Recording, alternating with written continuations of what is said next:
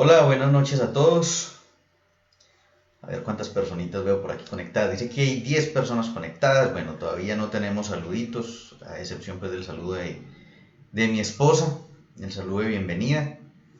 Pero no tenemos más saluditos así en este momento.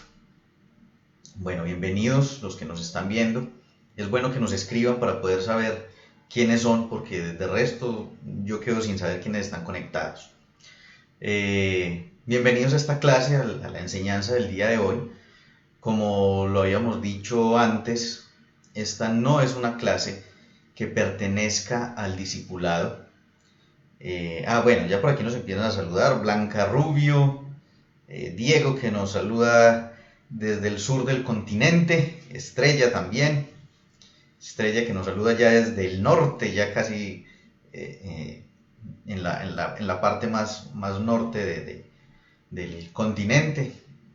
Bueno, no tanto, están en México, pero bueno, al menos más al norte que nosotros. Bueno, como les decía, esta no es una clase que pertenezca al discipulado, es una clase extradiscipular. Esa es la idea de las clases de los viernes. Empezar ya a darle un poquito más de profundidad a las enseñanzas. El discipulado, yo sé que para ustedes ha sido de descubrir en cuanto a cosas que no sabían, que no conocían, a pesar de que los títulos de las enseñanzas son aparentemente muy básicos, como es la vida eterna, como es la salvación, como es la justificación, amistad con Dios, todo esto. Los títulos se ven como muy sencillitos, pero me he sorprendido con algunas personas que me dicen que han escuchado y han aprendido cosas que no habían visto antes. Y bueno, a nosotros nos alegra y nos desafía eso, porque pues, la verdad es un honor, es un privilegio poderles transmitir el conocimiento. No es razón de enorgullecernos, sino al contrario, el entender la responsabilidad tan grande que tenemos. Bueno, nos saluda también San Schenfeld, que creo que se pronuncia así, desde Argentina. Bueno, Sandra, ahí ya nos pone bien el nombre, Sandra, de Argentina. Nos saluda también, por ese perfil me ha saludado Jonathan y Saúl. Bueno, es la familia, también ellos están en México, en la capital. Y Jimé, todavía no podemos tener la alabanza hasta que no organicemos aquí unas cositas técnicas. Yo entiendo el mensaje subliminal que me manda.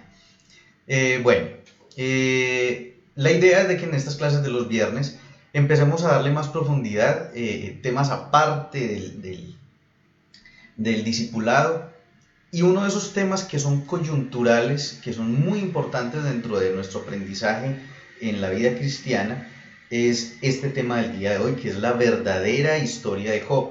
¿Por qué la verdadera historia de Job? Porque es que siempre nos han mostrado la historia de Job, pero visto con los lentes de la religión.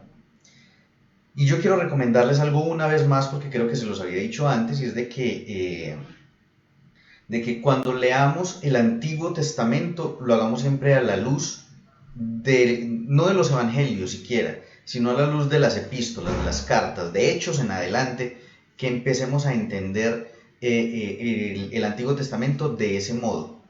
Porque, como también se los había explicado antes, el Antiguo Testamento se cumple en los evangelios. ¿Por qué? Porque todas las profecías que apuntaban a Cristo, todos los rituales que nos mostraban la venida de Cristo, todos los hechos históricos de la nación de Israel culminan en el nacimiento de Cristo. Y eso es lo que aparece en los evangelios, es decir, los evangelios cumplen todo lo del Antiguo Testamento, pero las cartas, las epístolas de Pablo, sobre todo, de Juan, de Pedro, etc., nos dan luz con respecto a la obra de Cristo. Es decir, que podríamos decir que la revelación definitiva la encontramos en las epístolas. No estoy diciendo que entonces el Antiguo Testamento lo echemos al olvido, no. Pero cuando leamos el Antiguo Testamento lo hagamos teniendo en cuenta que estamos ya bajo un nuevo pacto y que en la medida de lo posible busquemos a Cristo, que se encuentra ahí escondido entre sombras en el Antiguo Testamento. A ver, ¿quién más nos saluda? Dylan desde México, qué bien. Qué bueno que estén conectaditos. Entonces, lo que ha pasado con Job es que no nos lo han mostrado a través de la revelación del nuevo pacto, sino que nos lo han mostrado a través de la revelación de la religión. Nos han mostrado a Job a través de la religiosidad, incluso ni siquiera a través de ninguno de los pactos. Nos han mostrado a Job a través de creencias religiosas, de paradigmas religiosos que no tienen que ver nada con las escrituras. Quiero aclararles, perdón, permítanme, tomo agua.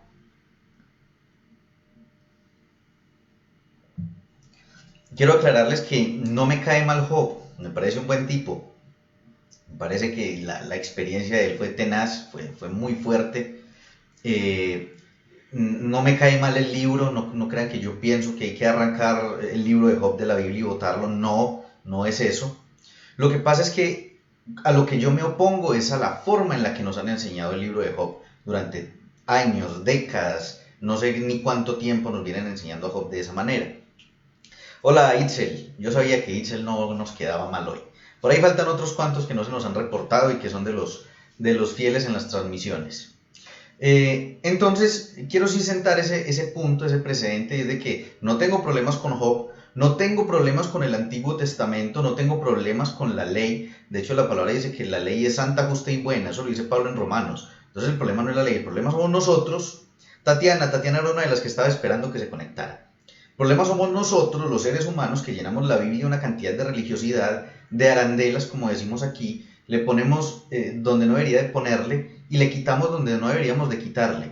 Entonces, ese es el problema básicamente. No tengo un problema con el Antiguo Testamento ni con Job. El problema es con la religión. Ahí es donde sí tenemos realmente dificultades. Bueno, ¿qué más les puedo contar así a modo de introducción con respecto a nuestro amigo Job? Es el libro más antiguo de las Escrituras. Se considera que Job vivió en la misma época en la que vivió el patriarca Abraham, solo que en un sitio geográfico diferente, ya vamos a hablar acerca de eso. Es un libro considerado dentro de la literatura sapiencial en el Antiguo Testamento, muy respetado tanto en la cultura judía como en otras culturas de la antigüedad. Los fenicios, los sumerios respetaban mucho la figura de Job. Entonces estamos hablando de un libro de una gran trascendencia en Oriente, no solamente para la cultura judía, sino en toda esta región. Era muy respetado la sabiduría de Job. Porque en realidad es un libro donde encontramos unas disertaciones bastante interesantes. Casi todo está escrito en un lenguaje poético, a excepción del prólogo, el inicio del libro, y algunas introducciones a nuevas poesías, pero es un libro poético en su gran mayoría, muy bonito. Y vuelvo y les digo, no tengo problemas con Job, sino con la religión. Esta clase era muy esperada, yo creo que es la clase más anunciada que hemos tenido.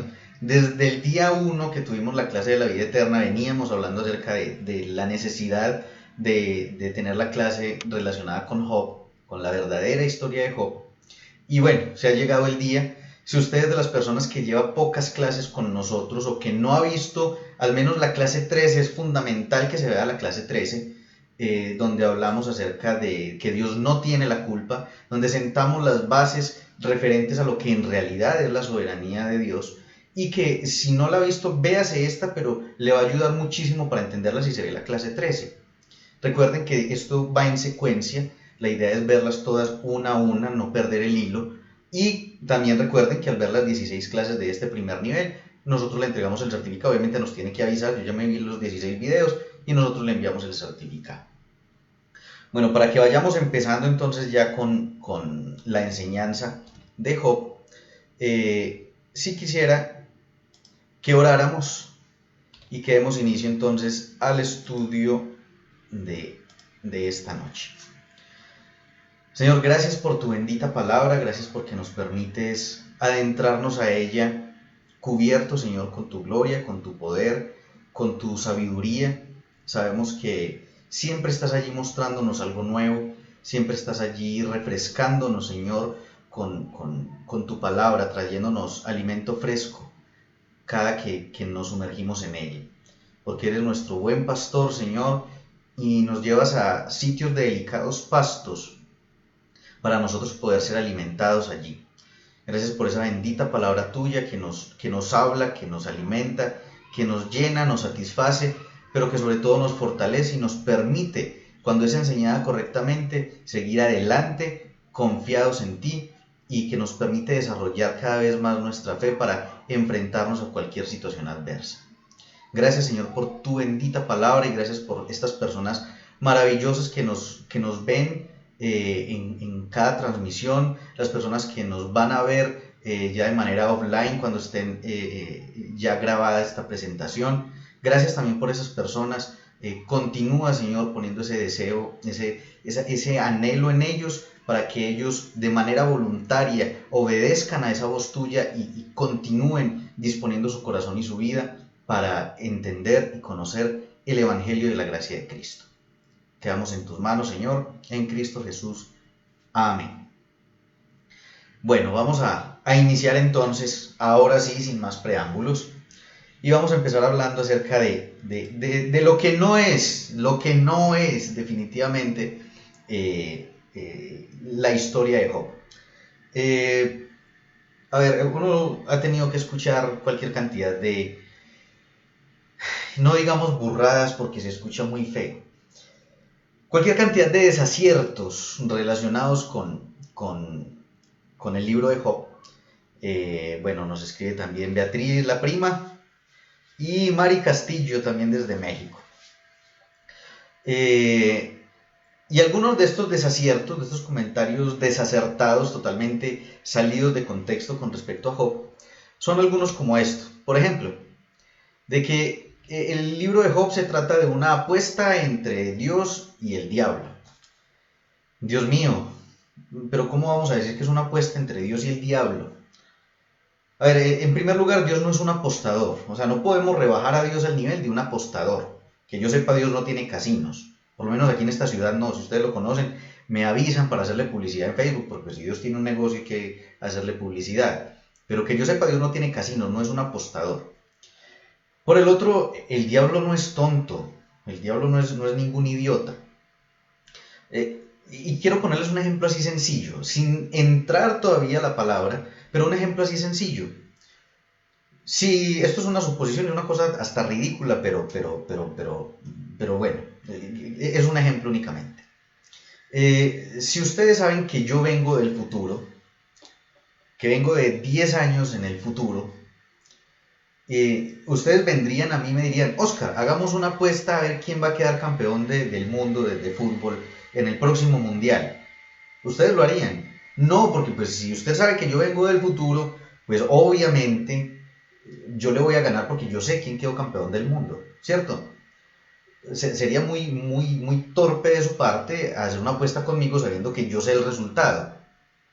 Ahora, si el diablo conoce los atributos de Dios, si sabe que Dios es omnisciente, si sabe que Dios es un ser atemporal, que él está en el pasado, el presente y el futuro simultáneamente, para él el futuro ya pasó, él ya conoce el desenlace de todo.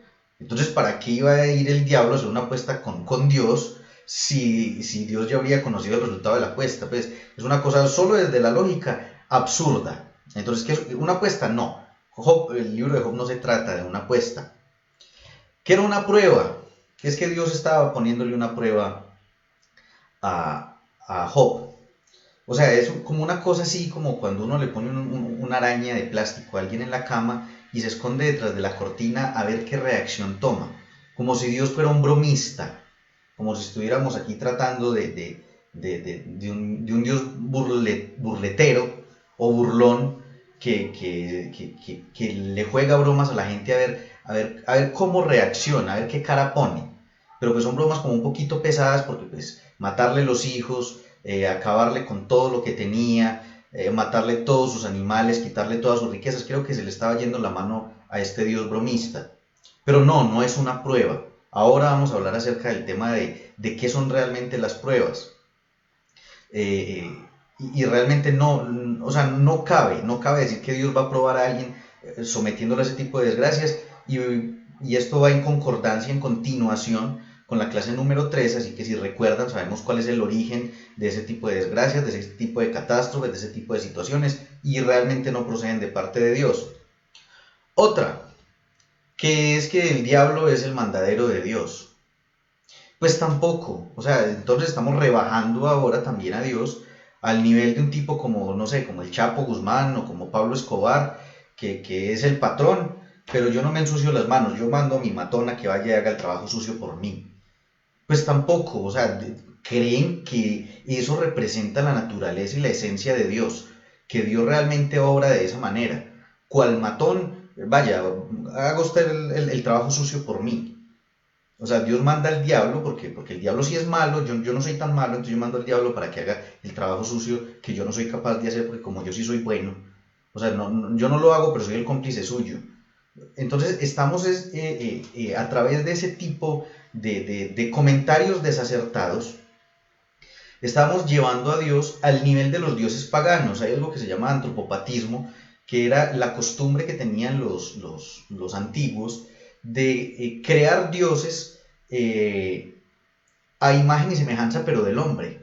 Entonces estos dioses eran con comportamientos humanos, eso es el antropopatismo, atribuirle comportamientos o emociones humanas a una entidad, a una divinidad.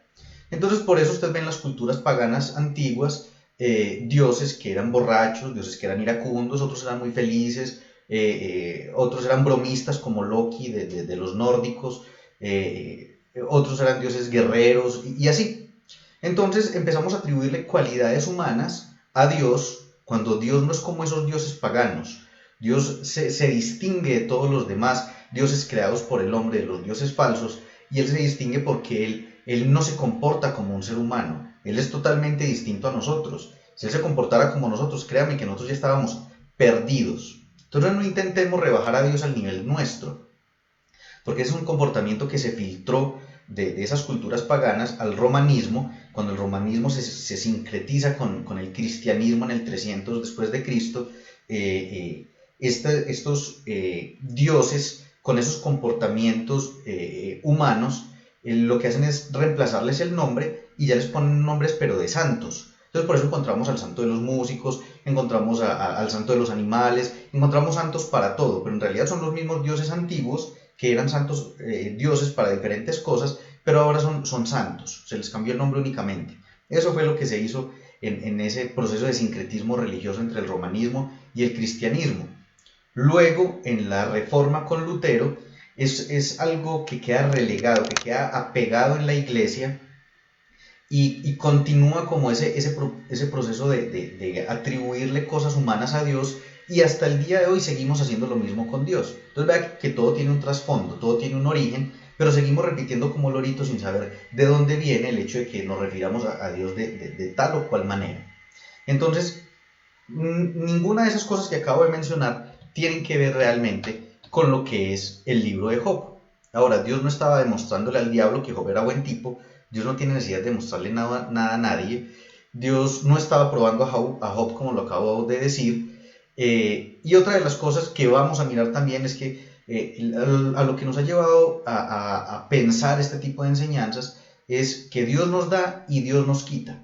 O sea, no sabemos mañana de qué humor amanezca Dios y entonces de repente Dios mañana nos quitó todo. Porque Job dijo, Dios da y Dios quita. Ya vamos a mirar el origen de esa expresión de parte de Job. Por lo tanto, pues debemos, de acuerdo a ese formato, ese tipo de enseñanzas, debemos de estar preparados para que en cualquier momento nos llegue la desgracia, se nos muera toda la familia, se nos incendie la casa, nos caiga un rayo, lo que sea, porque Dios en cualquier momento nos puede someter en una prueba. Entonces, ninguna de estas cosas es el libro de Job. Entonces, ¿qué sí es? Empecemos a desmarañar toda esta historia y a mirar varias cosas que yo sé que nos van a servir bastante en el desarrollo de lo mismo. Entonces nos dicen las escrituras de que Job, capítulo 1, versículo 1, nos dice que había en el país de Uz un hombre llamado Job. Es muy importante la ubicación que nos dan aquí, nos dice que es Uz. Para este momento se llamaba Uz, pero luego cambia de nombre y se llama Edom. Uz está ubicado en Edom y en el libro de Lamentaciones nos permiten ubicarlo geográficamente allí. Entonces sabemos ya que Uz queda en lo que se conoce como Edom. Eso actualmente, perdón, es hacia el sur de Israel. No sé si han visto, pueden googlear ahí Petra, busquen Petra y van a encontrar unas ruinas, unos tallados que hicieron bastante impresionantes, muy bonitos, que hicieron en una tierra de color rojo. De hecho, en unas rocas de color rojo, de hecho la palabra Edom significa rojo, y toda esta región es así, rojiza. Allí en esa región de Edom, antes de que se llamara Edom, una parte se llamaba Uz, y allí era donde vivía Job. Este dato es muy importante ahorita que continuemos hablando, en un punto más adelante de toda esta historia. Entonces, nos dice la escritura que era un hombre perfecto y recto, temeroso de Dios y apartado del mal. En otra traducción nos dice que era un hombre que vivía una vida recta y sin tacha, que era un fiel servidor de Dios y cuidadoso de no hacer mal a nadie. Hay que entender que no hay ninguna persona que haya sido perfecta nunca jamás, a excepción de Cristo. Entonces, cuando nos dice perfecto, no se está refiriendo que realmente haya sido perfecto, sino que era una persona de una conducta intachable, alguien a quien no podían señalar de tener un comportamiento inmoral, de tener un comportamiento inadecuado, pero que en realidad pues no era perfecto, hablándolo a nivel espiritual, ¿sí? Porque entonces estaríamos hablando de un prohombre, de un ser que prácticamente había reemplazado a Cristo. ¿Qué es lo que básicamente se ha hecho? Nos han reemplazado a Job por el Evangelio de Cristo, nos han reemplazado a Job por la revelación de la obra de Cristo. Por eso hay gente que prefiere vivir en esta revelación, en las desgracias de Job, que en la obra de Cristo. Entonces, esta es una descripción de en dónde vivía Job y cómo era Job. Y de ahí en adelante nos empieza a hacer una descripción, si tienen Biblia en mano, nos empieza a hacer una descripción de todas las pertenencias que tenía este hombre, las riquezas que tenía. De hecho, ahí solamente nos habla de todos los animales que tenía.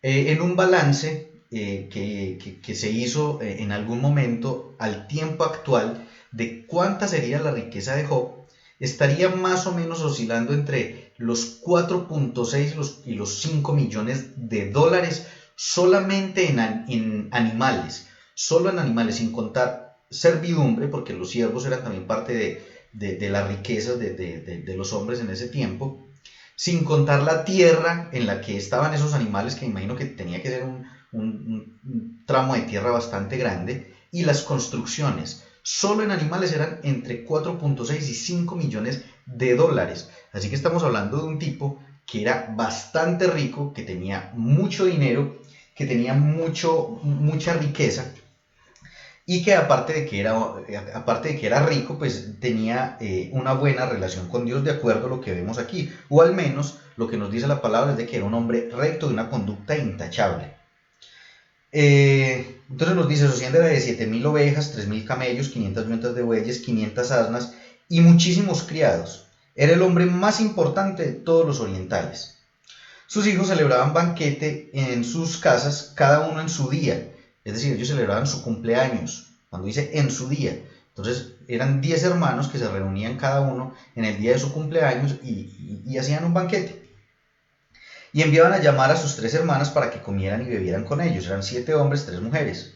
Y sucedía que una vez pasados los días de turno, Job, préstenle mucha atención a este tipo de detalles, Job los hacía venir y los santificaba. Se levantaba de mañana y ofrecía holocaustos, conforme al número de todos ellos, porque decía Job, quizá, él suponía, decía, quizá habrán pecado mis hijos y habrán blasfemado contra Dios en sus corazones.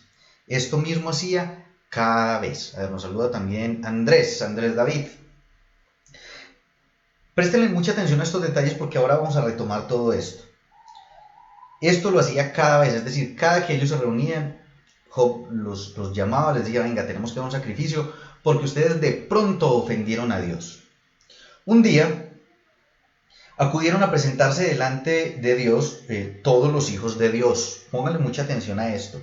Un día acudieron a presentarse delante del Señor los hijos de Dios, y entre ellos vino también Satanás. En otras versiones dice el acusador. Entonces aquí hay una confusión muy grande, y es porque la tradición nos ha dicho de que Satanás es un hijo de Dios también, porque vea que se presentó con los hijos de Dios.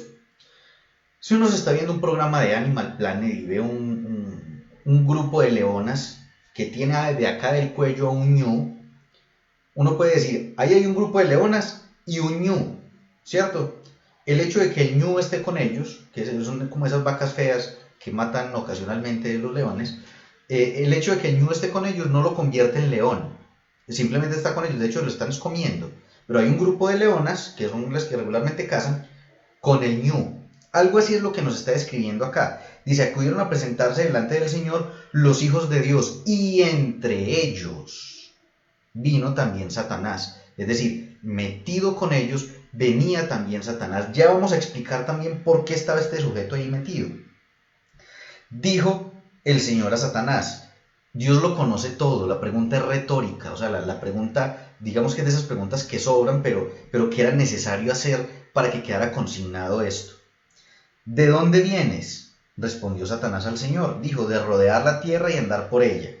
El Señor dijo a Satanás, ¿no te has fijado en mi siervo Job? Dios sabía que iba Satanás. Dios sabía que él iba a reclamar algo relacionado con Job. No fue que Dios estaba así como decimos aquí, desparchado, como, a ver, yo qué tema de conversación le pongo, ¿de qué hablo yo con el diablo ahora?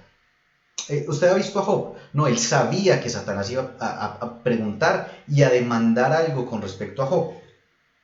¿No te has fijado en mi siervo Job, que no hay otro como él en la tierra, varón perfecto y recto, temeroso de Dios y apartado del mal?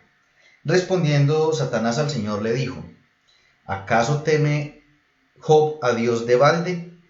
¿No le has rodeado de tu protección a él y a su casa y todo lo que él tiene? El trabajo de sus manos es bendecido, y por eso sus bienes han aumentado sobre la tierra. Pero extiende ahora tu mano y toca todo lo que posee, y verás si no blasfema contra ti en tu propia presencia. Dijo el Señor a Satanás, todo lo que tiene está en tu mano, solamente no pongas tu mano sobre él. Y salió Satanás delante de Jehová.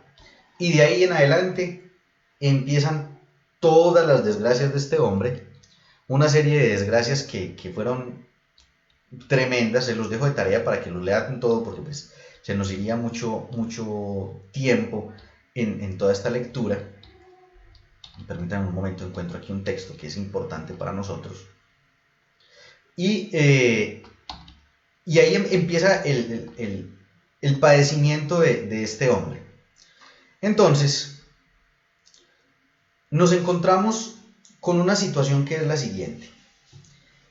Satanás tiene acceso en este momento al trono, a la presencia de Dios, y utiliza esta ocasión para acusar, porque precisamente por eso en algunas versiones dice el acusador. De hecho, Satanás significa eso. Satanás no es un nombre, es un adjetivo, el adversario o el acusador.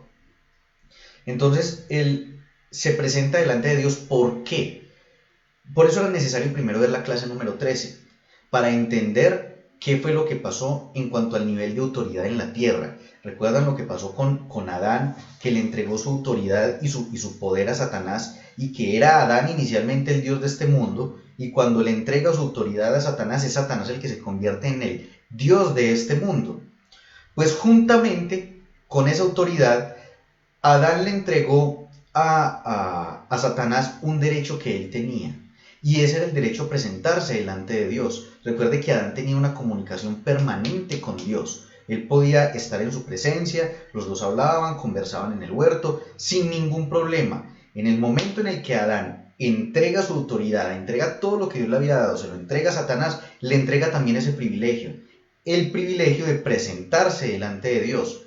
Esa vacante que dejó el ser humano la usurpa Satanás y empieza a presentarse delante de Dios para hacer esto, para acusar al ser humano delante de Dios.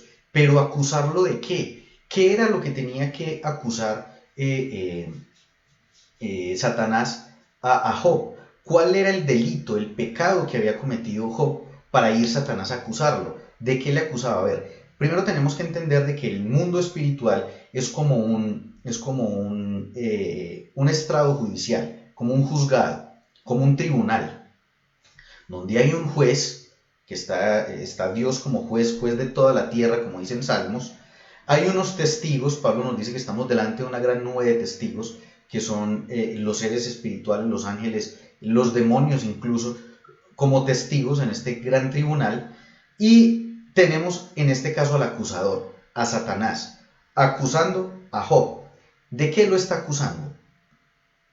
La palabra de Dios nos dice en Hebreos que sin fe es imposible agradar a Dios. La fe es la fuerza que nos une y nos conecta con Dios. Ayer en la clase que estábamos hablando acerca del Espíritu Santo, veíamos cómo es el Espíritu Santo el que a todas las personas les está hablando permanentemente para convencerlos de su pecado. Pero si la persona no es sensible a esa voz, no se va a acercar a Dios, no va a tener ese primer contacto con Dios a través de la fe. Y esa es la manera en la que nos acercamos a Dios. Cuando uno está seguro de que Jesús es el Salvador, que es lo que dice Romanos 10:9, cuando uno cree que Jesús es el Señor y está convencido de que Dios lo levantó de los muertos, y uno lo cree con el corazón y lo confiesa con la boca, eso se hace una realidad para uno. Se convierte Jesús en el Señor de la vida de uno, y a partir de ese momento uno es salvo. Ese es el poder que tiene lo que yo creo y lo que yo digo. ¿Y qué tiene que ver esto con Job? Pues quiero que me acompañen a Job 3, 25 y 26. ¿Qué dice? Dice así: porque me ha venido aquello que me espantaba, me aconteció lo que yo temía, no he tenido paz, tranquilidad ni reposo, sino solo turbación.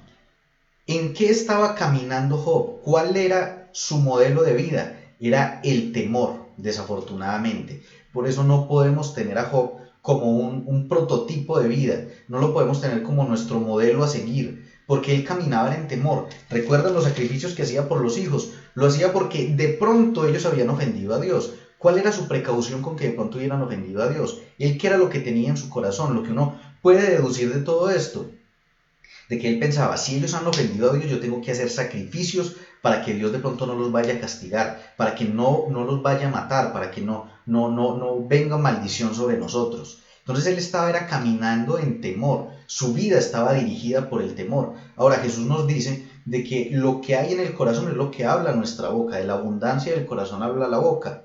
Si eso era lo que él tenía en su corazón, entonces ¿qué era lo que Job hablaba? Él creía en temor, o tenía temor en su corazón, y hablaba con respecto a ese temor. Todo el tiempo estuvo declarando el temor. Y Proverbios nos dice que nosotros nos atamos con los dichos de la boca, que la vida y la muerte están en el poder de la lengua. Nosotros escogemos que traer sobre nosotros a través de las palabras. Pablo también nos dice, creí por lo cual hablé, es decir, nosotros hablamos, confesamos con nuestra boca lo que creemos y a través de lo que nosotros hablamos estamos formando nuestra vida en nuestro entorno. Tanto así que lo que les acabo de decir precisamente, la salvación, el fenómeno sobrenatural más grande de todos, se consigue creyendo y hablando. De ese modo, algo tan poderoso se consigue de una manera tan sencilla. Así que lo que estaba sucediendo con Job era que él había dejado de caminar en fe, había empezado a vivir una vida de temor y Satanás encontró allí la puerta para entrar. Y si usted no me lo cree, permítame, le traigo un pasaje que se encuentra, regáleme un segundo, lo tengo aquí en mi estudio, que está en Eclesiastés. Jesús.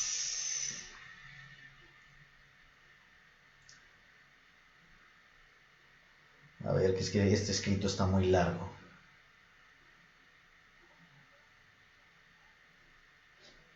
Ya, dice, esto es Eclesiastés 10:8. Dice, el que hace el hoyo, en él se cae. El que rompe el muro, la serpiente lo muerde. ¿Quién es la serpiente? ¿A quién identifica la palabra de Dios como serpiente? A Satanás. ¿Cuál muro? Recuerden aquí en el versículo 10, no le has rodeado de tu protección. Él tenía un muro a su alrededor, él tenía un escudo a su alrededor. Y él, a través del temor, le abrió una puerta a Satanás y entró la serpiente y lo mordió, acabó con su vida. Fue y reclamó ese derecho delante de Dios. Y resulta que Dios se mueve en nuestra vida es a partir de la fe. Dios no puede decir mañana, listo, todo el mundo en el planeta es salvo. No, la gente tiene que creer y tiene que hablar. Si no, Dios está atado de manos en cuanto a eso. Y vuelvo y recalco lo mismo que decía en la clase 13, la clase en la que hablamos de la soberanía de Dios, en la que hablamos de que Dios no tiene la culpa. No se trata de que Dios no tenga poder, no, Dios es todopoderoso, pero Él respeta su palabra, Él se somete a lo que Él mismo ha dicho. Y Él no puede orar en la vida de alguien si alguien no cree. De hecho, Jesús, cuando estuvo entre los suyos, Él estuvo en su propia tierra y dice que allí fue donde menos milagros hizo. ¿Por qué razón? Porque la gente no le creía. Dice que solo pudo sanar unos cuantos y que estaba asombrado de la incredulidad de ellos. Pero es que era Jesús y cómo no los sanó, no los podía sanar porque ellos no creían. Dios no se puede manifestar en nuestras vidas si nosotros no creemos. Mientras Job continuara en una posición de temor y de incredulidad, Dios no podía hacer nada y estaba a merced de Satanás. Entonces, ahí es donde venimos a una frase que se ha hecho leyenda entre el pueblo cristiano y que se encuentra, permítame que está aquí en Job 1, es Job 1, sí, esto es Job 1:21. Dice, desnudo salí del vientre de mi madre y desnudo volveré allá. El Señor dio, el Señor quitó, bendito sea el nombre del Señor. Entonces esto se ha convertido como en un mantra para los creyentes. El Señor dio, el Señor quitó. Hola Mabel, qué bueno que está conectadita. Espero que se pueda poner al día con todo lo que hemos hablado hasta acá porque hemos avanzado ya un rato en la clase, pero me alegra verla ahí conectadita. Entonces esto se ha vuelto como un mantra. Cuando a alguien le pasa una desgracia, el Señor dio, el Señor quitó, sea el nombre del Señor bendito. Pero es que resulta que aquí Job está supremamente equivocado porque él no sabe que quien está acabando con su vida es Satanás. De hecho, por eso era tan importante saber de dónde era Job, de Uz, de la tierra que luego se llamaría Edom, porque en ese momento no tenía ese nombre, pero sí, más vale tarde que no estar, y la felicito Mabel por su compromiso. Era muy importante saber esto porque en esa tierra, en la tierra de Uz, adoraban dioses paganos. Dentro de esos rituales a los dioses paganos, dentro de su sistema de creencias a estos dioses, ellos creían que todo lo que pasaba lo ocasionaban estos dioses. O sea, si les iba bien, era por este dios. Si les iba mal, era por ese dios. Entonces ellos en su sistema de creencias todo lo atribuían a estos dioses paganos que tenían.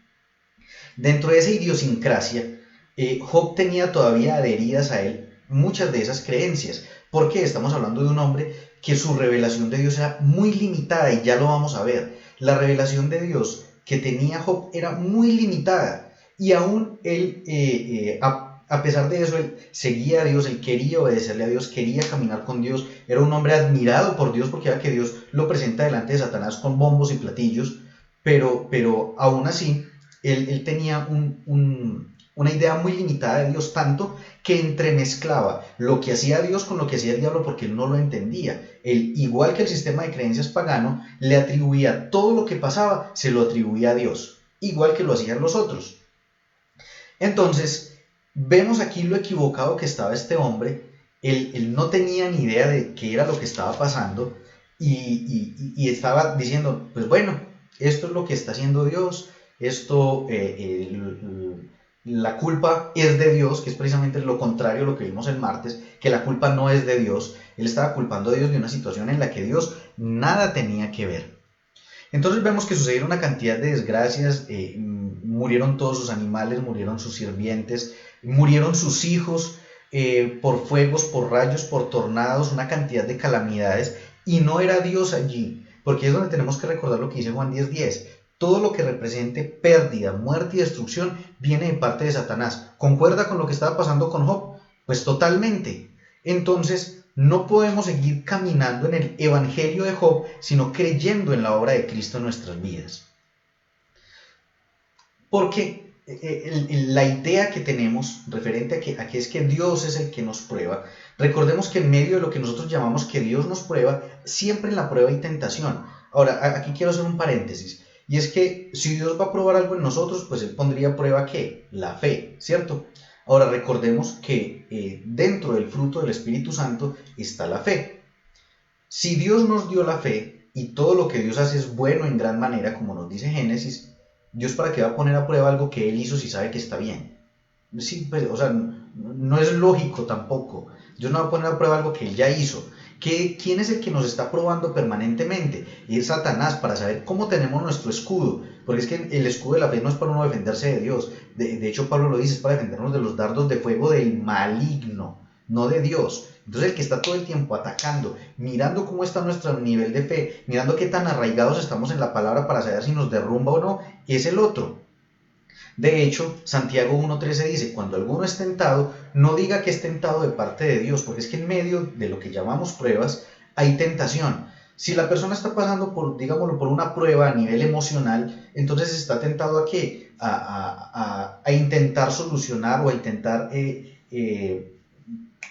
a ver que se me va la palabra, a intentar despejar su mente de esa situación emocional crítica a través del alcohol, a través de las drogas, a través del sexo desordenado, a través de una cantidad de cosas.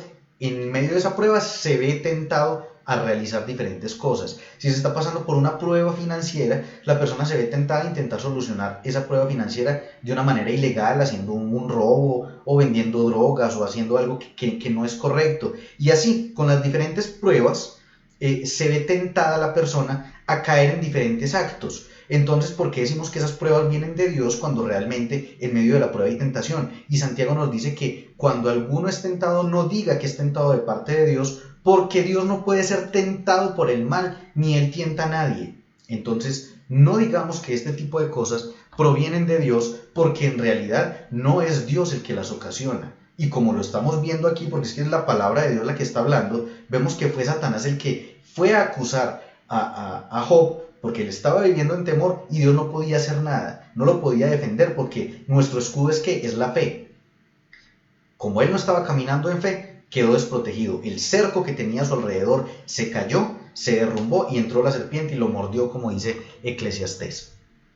Ahora, aparte de esto, la palabra de Dios nos dice, sométanse pues a Dios, resistan al diablo y éste huirá de ustedes. Pero ¿qué hace la gente cuando piensa que hay que vivir como Job? Se echan, se recuestan y entonces se sientan a esperar a que algún día terminen los 7 años de prueba, porque eso fue el tiempo que estuvo Job. Y no, pues apenas llevo 3 meses, esperemos a ver a que se cumplan los 7 años.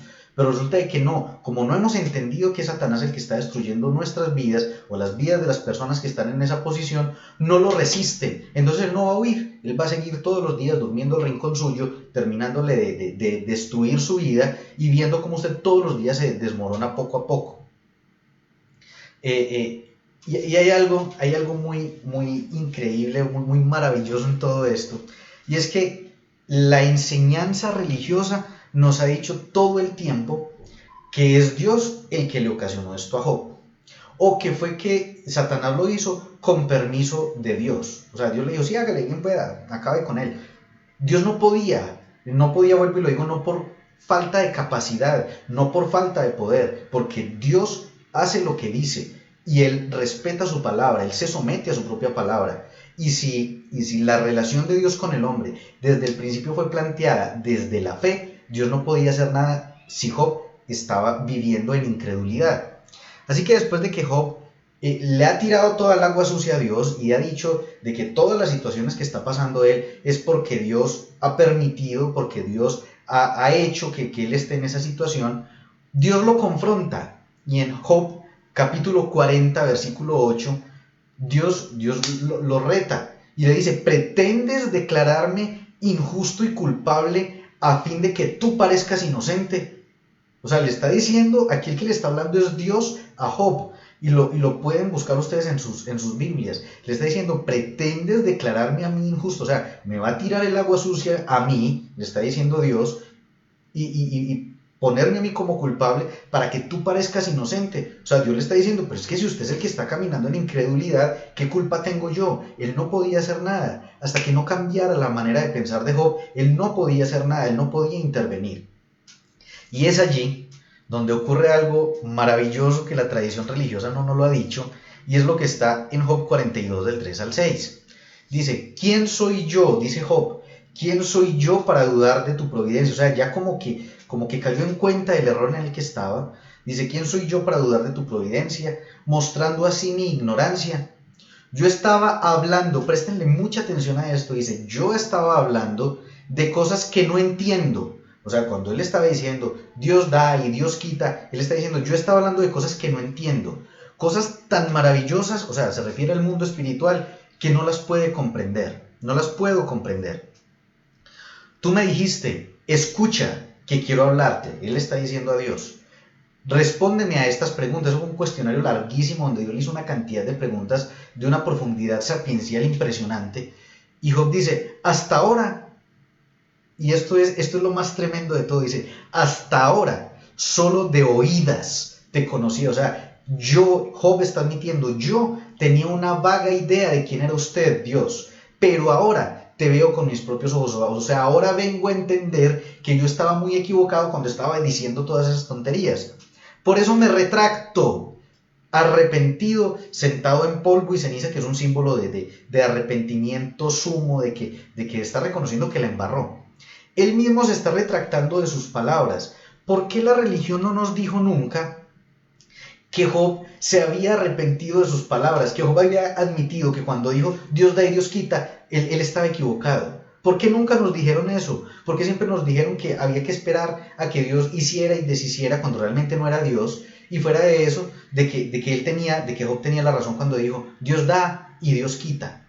Sí nos estamos dando cuenta de que la religión nos tenía cegados los ojos, y de que dice, como dice Pablo a los Corintios, el Dios de este mundo nos ha tenido cegado el entendimiento, porque es que Satanás es el príncipe de las tinieblas, y las tinieblas son sinónimo de ignorancia. Por eso es necesario que resplandezca la luz del Evangelio de Cristo en nuestras vidas, para que tengamos luz y para que podamos entender todo esto.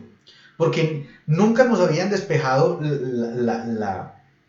la mente de este modo, sino que la religión nos había tenido ahí pensando que todas estas desgracias, todas estas cosas que le pasaron a Job, en cualquier momento nos podían pasar a nosotros. ¿Por qué? Porque Dios da y Dios quita. Pero resulta que el mismo Job dice, no, yo estaba equivocado, estaba hablando cosas que no entendía. El mundo espiritual es tan maravilloso que yo no lo entendía, y ahora es que me vengo a dar cuenta que yo apenas de oídas conocía a Dios, pero ahora mis ojos lo ven. ¿Qué es lo que pasa cuando uno empieza a entender realmente la palabra de Dios? Por eso es tan importante que podamos recibir, era tan importante, les decía desde el principio, que pudiéramos recibir esta clase, que pudiéramos ver lo que realmente es la historia de Job, que no se trató ni de una apuesta, que no se trató de una prueba, que no se trató de que Dios puso cual lacayo a Satanás a que le hiciera los mandados, porque no es así. Recordemos, por si de pronto se nos olvida un pequeño detalle, Satanás es llamado el enemigo, el adversario, el engañador. En ninguna parte es el socio de Dios, en ninguna parte es el mandadero de Dios. De hecho, cuando uno estudia más a profundidad Génesis, en algún momento más adelante lo estudiaremos, había una creación antes de Génesis 1 que Satanás destruyó. Vuelve Dios y organiza todo, porque de hecho dice que la tierra está desordenada y vacía, o sea, había creación, había ya algo hecho. Dios vuelve y organiza todo, vuelve y lo cuadra todo, y vuelve, aparece Satanás y desorganiza todo. Pero según muchos predicadores, es que el diablo le hace los mandados a Dios. ¿Pero cuáles mandados? Dios mandó a que le destruyera 2 veces la creación. Dios mandó a que Satanás desatara la maldad en este mundo como lo ha hecho. Pues no, obviamente no.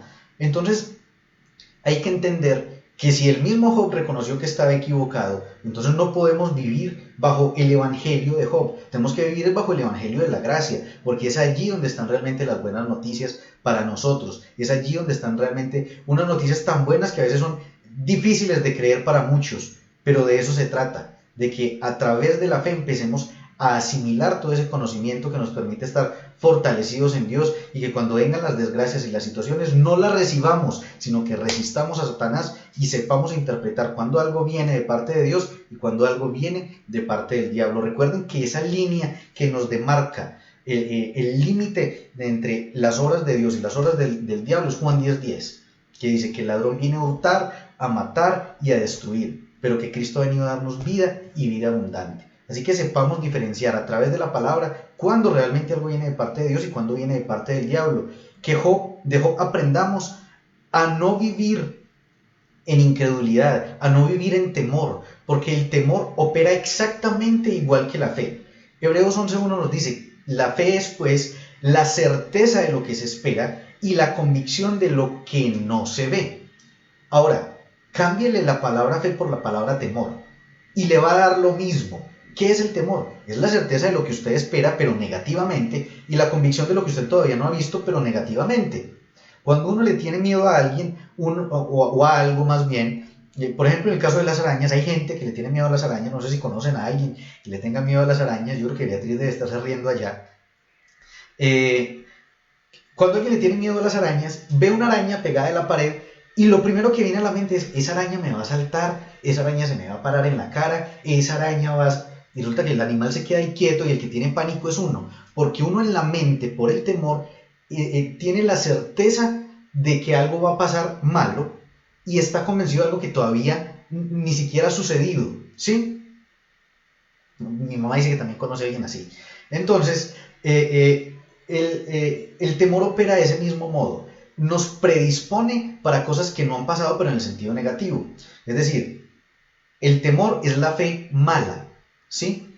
Y en esa fe mala era en la que se estaba moviendo Job. Si algo debemos de aprender es no caminar de ese modo. Cada que algo nos traiga temor a nuestra vida, reemplacémoslo por la palabra de Dios. ¿Qué dice la palabra de Dios respecto a eso? Cuando nos dan un dictamen médico que es negativo, que es algo malo para nosotros, pues contrarrestémoslo con la palabra de Dios, porque si dejamos que las palabras del médico inunden nuestro corazón, vamos a terminar llenos de temor. Pero si reemplazamos las palabras del médico que dice, usted tiene X enfermedad, y las cambiamos por lo que dice la palabra que dice, no, ya Cristo llevó mis enfermedades en la cruz, Él murió por mí para que yo viva en sanidad, por sus llagas he sido yo curado, Él llevó toda enfermedad en la cruz. Ahí es donde tenemos que empezar a utilizar la palabra de Dios. Amor, ¿por qué me delatas? Ahí es donde tenemos que empezar a utilizar la palabra de Dios, donde tenemos que empezar a hacer uso de las escrituras, porque si no, entonces este libro de nada nos sirve para ponerlo en un nochero, pero no, es para atesorarlo en nuestro corazón y para sacarlo de adentro de nosotros en el momento en el que el otro nos quiera atacar. Pero ¿qué hacía Job? Él se la pasaba haciendo sacrificios, hacer sacrificios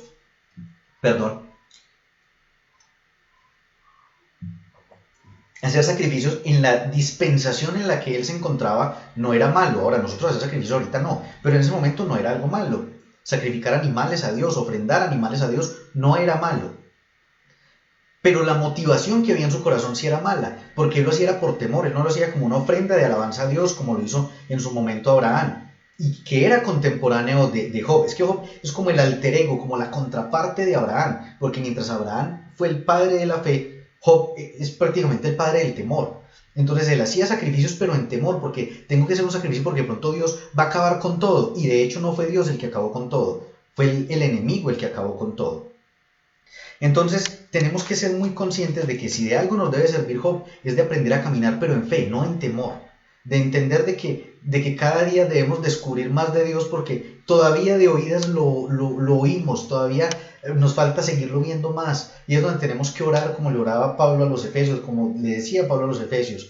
Les decía, yo oro todo el tiempo para que los ojos de su entendimiento sean abiertos y puedan descubrir cada día más y más de la palabra de Dios. Así de que ese es el caminar que debemos de tener nosotros, caminar en el nuevo pacto, caminar en la dispensación de la gracia, caminar en lo que Cristo ha hecho por nosotros, no pensar en que nos va a pasar lo de Job, no nos va a pasar lo de Job definitivamente. Job vivió en una revelación totalmente distinta a la nuestra, una revelación muy limitada, y a nosotros ya se nos ha revelado el misterio, lo que hemos hablado ya antes, el misterio que estuvo oculto por los siglos y las épocas y las edades, se nos reveló a nosotros, que es Cristo, esperanza de gloria.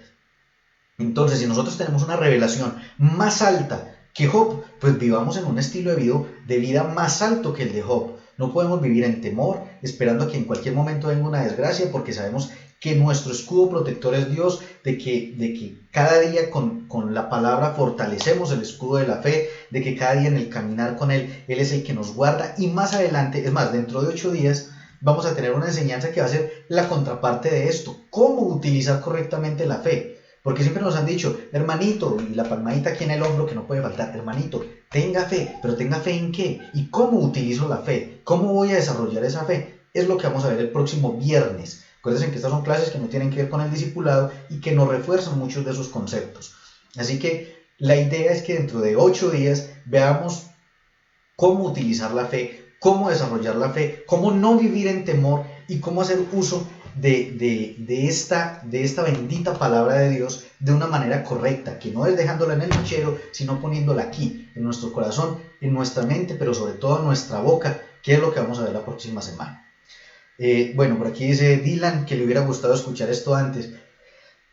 Créame que a mí también, pero bueno, en algún momento de la vida la palabra de Dios nos sirve. Dios nunca llega tarde a nuestras vidas. De hecho, uno a veces piensa de que algunas de las personas que desarrollaron sus ministerios en la Biblia lo hicieron muy jóvenes, y no. Por ejemplo, Moisés empezó su vida ministerial a los 80 años. Él vivió 40 años en Egipto, 40 años en el desierto, y cuando llevaba 40 años en el desierto se le aparece Dios en la zarza ardiente. O sea, estaba, lo que dice uno ahora, estaba ya viejito, estaba cuchito, y aún así desarrolló un ministerio de otros 40 años para servirle a Dios. Así que, mi querido Dylan, no es tarde, no es tarde. Lo que tenemos es mucho tiempo más para seguir aprendiendo y para seguir desarrollando todas las cosas que Dios nos ha puesto en el corazón para el servicio de Él. A ver, ¿quién más dice por aquí? Mabel. Bueno, no importa, Mabel, no importa. De eso se trata, de ir derribando todos esos paradigmas, de ir quitando todas esas cosas que el diablo ha ido levantando en medio de la iglesia de Cristo, y que ahora a través de la palabra de Dios las vamos derribando, las vamos tumbando, y vamos juntos para adelante, tomados de la mano de Dios, en unidad en el Espíritu y en unidad con su palabra, para seguir avanzando y seguir creciendo. Bueno, esta es la verdadera historia de Job. Hay un detalle que nos falta, y es que luego a él le fue restituido todo. ¿En qué momento?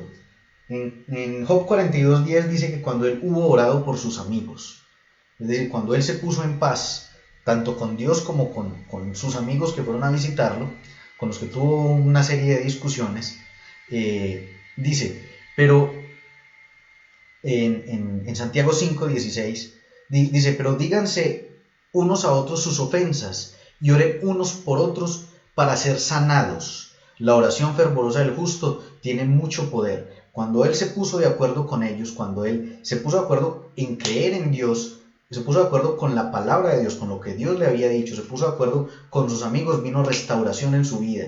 Dios le restituyó su salud, ahí sí intervino Dios, porque ya él ahora sí tenía fe. Dios le restituyó su salud, le restituyó sus bienes, le restituyó todo lo que había perdido, e incluso multiplicado. Y dice que el postrer estado de Job fue mucho más grande que el primero, tuvo mucho más de lo que había tenido antes. Así de que la vida del creyente se trata no solo de una dirección, de una relación vertical con Dios, sino también de una relación horizontal con quienes están al lado nuestro y transmitir eso que nosotros hemos recibido, compartirlo, porque la palabra dice, como por gracia hemos recibido, por gracia también damos. Así que ese fue el punto en el que él empezó a recibir restitución, restauración en su vida, cuando permitió que ya ellos, ahora con un nuevo conocimiento, con un nuevo entendimiento de Dios, oraron juntos y se perdonaron sus ofensas mutuas. Allí obró la mano de Dios y fue restituido todo a la vida de Job. No fue porque simplemente a Dios primero le dio la gana de quitarle y le dio luego la gana de darle. No, fue todo un proceso de pasar de la incredulidad a la fe para poder que fuera restituido todo en la vida de este hombre. Así que, bueno, ya por aquí Jonathan y compañía se están despidiendo. Yo también me voy despidiendo.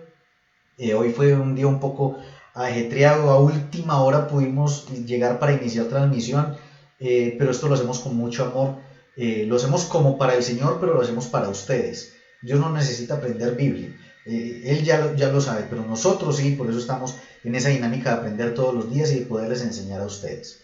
Quedamos pendientes para la clase del próximo martes, donde seguiremos hablando del Espíritu Santo y ahora del bautismo del Espíritu Santo. Hicimos una pequeña introducción el día martes. Hablaremos ya del bautismo del Espíritu Santo más fuerte y terminaremos nuestro discipulado el próximo jueves, Dios mediante, el primer nivel, hablando acerca del don de lenguas, de la utilidad de hablar en lenguas. Así que feliz noche para todos, espero que haya sido de bendición este aprendizaje para ustedes, así como es de bendición para nosotros poderles transmitir este tipo de enseñanzas. Nos vemos entonces el próximo martes. Preguntas, inquietudes, bien puedan por el WhatsApp. Nos vemos. Un feliz resto de noche. Que la acaben de pasar muy bien.